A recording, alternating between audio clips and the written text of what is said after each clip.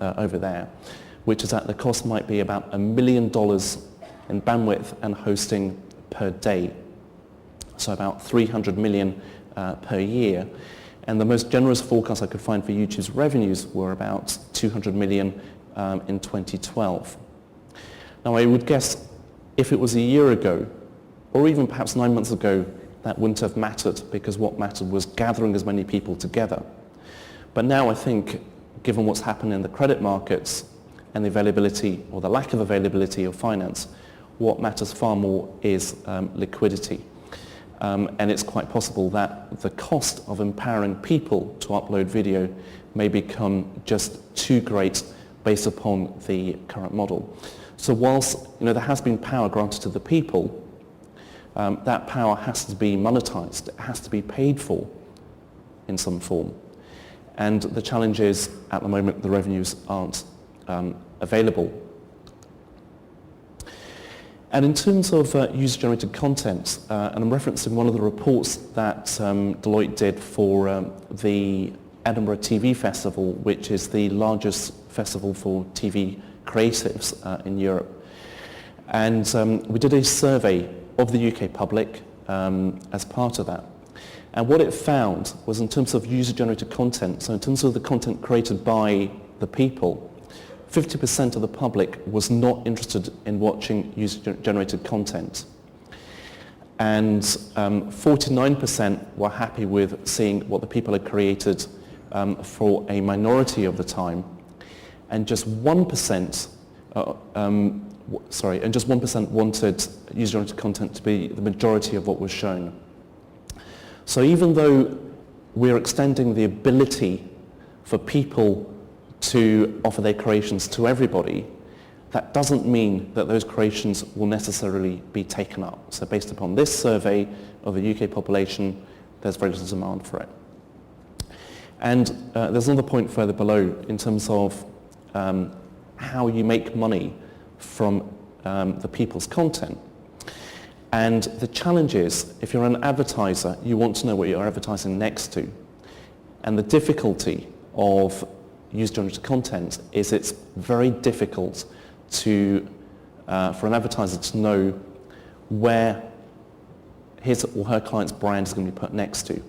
So if you're a major food manufacturer, you're likely to be risk-averse when it comes to placing adverts next to user-generated content, because you don't know what's going to be there.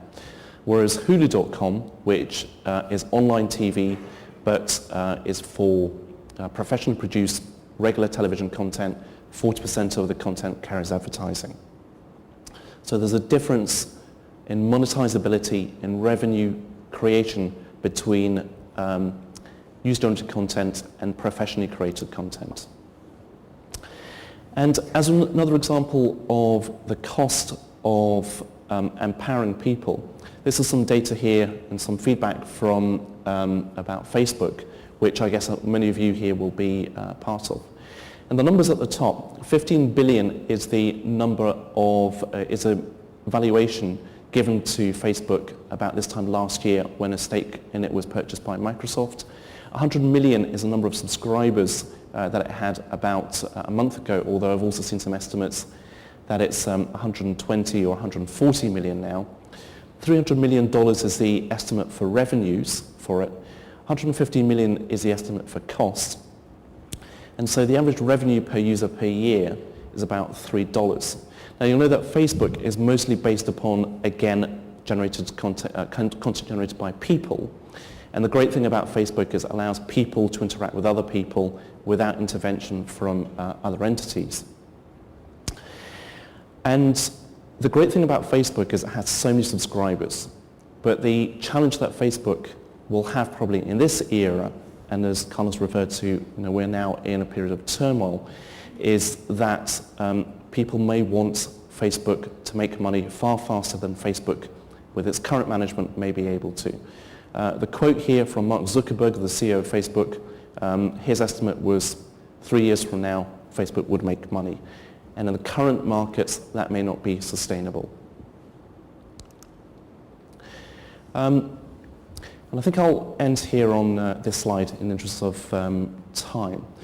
And what this slide here shows is some of the technologies which have been given to us as workers or which we've acquired as consumers, which have given us a lot more power to do things.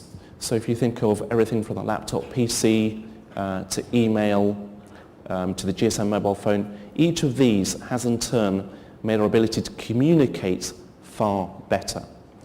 Wi-Fi hotspots have allowed us to communicate using broadband in more places. Webmail has allowed us to pick our email from anywhere. Broadband allows us all to do it a lot more quickly. Blackberries, which I guess a lot of you have, or their equivalents in this room, allow you to handle email from everywhere. In many respects, that is a lot of power that we have to be productive. But also, it's a lot of power for employees to make us productive. And the question is, how much power do people want, and how quickly do you want to release it? So, power is normally a good thing, but it may not always be regarded by everyone as a good thing.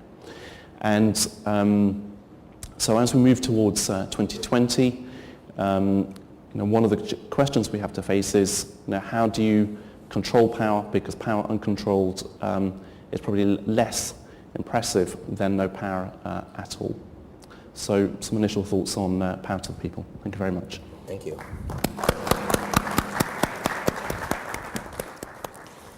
Muito bem, nós temos, felizmente agora estamos mais à vontade em termos de tempo, o que quer dizer que podem ir pensando em algumas questões que seria